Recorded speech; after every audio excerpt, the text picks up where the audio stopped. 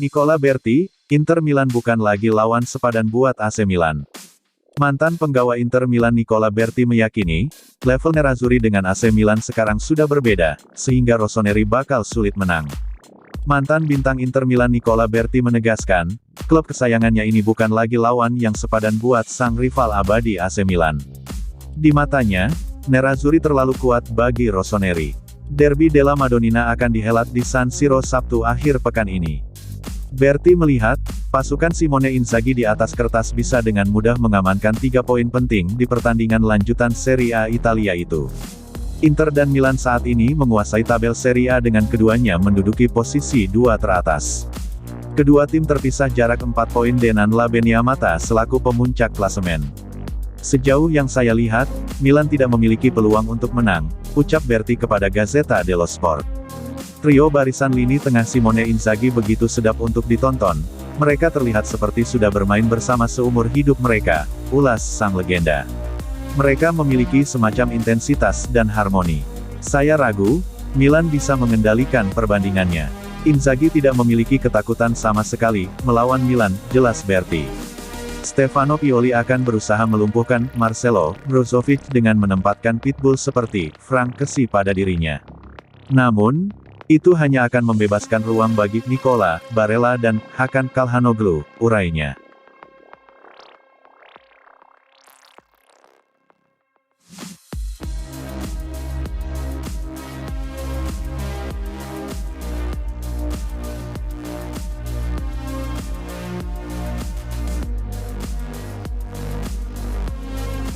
Tak punya klausul rilis, AC Milan dan Inter Milan tak bisa seenaknya rekrut pemain ini.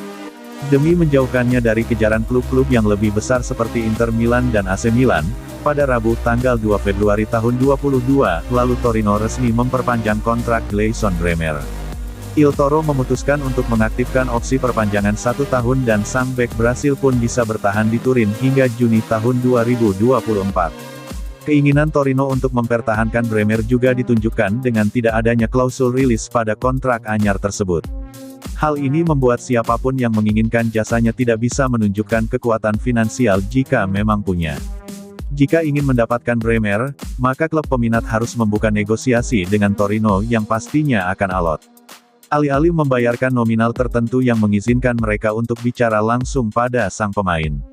Sejak datang ke Liga Italia pada 2018 lalu dari raksasa Liga Brasil, Atletico Mineiro, Bremer terus tumbuh menjadi defender sentral yang menjanjikan. Tidak hanya pandai dalam bertahan, pemain 24 tahun itu pun juga handal saat maju membantu penyerangan. Dalam 98 pertandingan di segala ajang untuk Torino, Bremer mencatatkan 12 gol plus 5 assist. Terlibat dalam penciptaan lebih dari 1 gol tiap 10 laga adalah rasio yang sangat bagus untuk ukuran pemain belakang.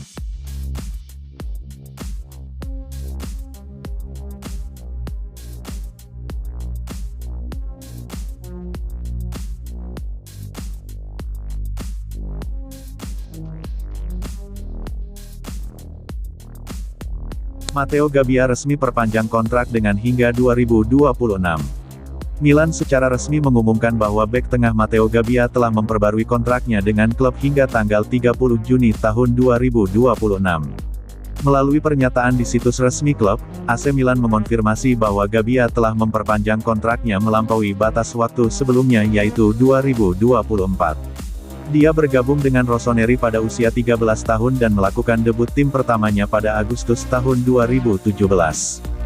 Dia telah membuat 31 penampilan hingga saat ini, 24 diantaranya sebagai starter, dan itu adalah isyarat kepercayaan dari manajemen yang telah memutuskan untuk menguncinya selama 2 tahun lagi, kemungkinan besar dengan kenaikan gaji juga. Pemain internasional Italia U21 telah menjadi terkenal selama beberapa minggu terakhir mengingat keadaan darurat di lini pertahanan, yang bermitra dengan Pierre Kalulu karena Kejair, Romagnoli dan Tomori absen. Dia tentu saja tidak terlalu mengecewakan ketika dipanggil, membuktikan dirinya sebagai opsi kedalaman yang andal. Bek AC Milan Matteo Gabbia mengungkapkan kegembiraannya setelah memperpanjang kontraknya dengan AC Milan. Ia juga berterima kasih kepada Direktur Rossoneri atas kepercayaan mereka kepadanya. Melalui pernyataan di situs resmi klub, mereka mengonfirmasi bahwa Gabia telah memperpanjang kontraknya melampaui batas waktu sebelumnya 2024 dan sekarang terikat kontrak hingga 2026. Ini adalah momen membanggakan lainnya bagi pemain berusia 22 tahun, yang bergabung dengan Rossoneri di berusia 13 tahun dan melakukan debut tim pertamanya pada Agustus tahun 2017.